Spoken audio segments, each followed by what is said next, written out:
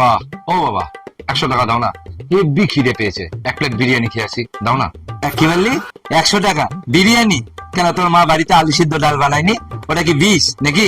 বাবা, দাও না দাও না প্লিজ, 100 টাকাই তো, দাও না। তোর কানে কথা যাচ্ছে না? বলছি না দেবো না। বাবা, আমার সব বন্ধুরা যাচ্ছে, দাও না।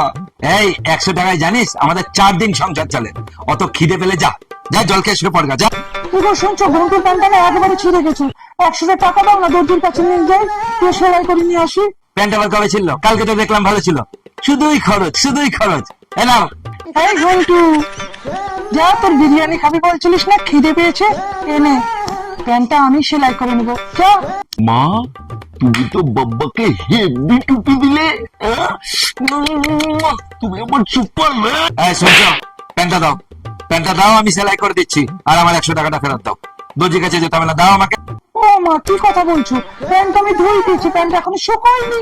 আর টাকা, টাকা আমি কি করে দেবো? টাকা তো আমি ঘন্টুকে দিচ্ছি, দর্জির দোকানে দিয়ে চলে এসছি। ও বাবা, ও বাবা, আমি দর্জির কাছে যাচ্ছি না, আমি বিরিয়ানি দর্জির কাছে যাচ্ছি। টন টন টন টন, শালার ছেলে তোকে আমি।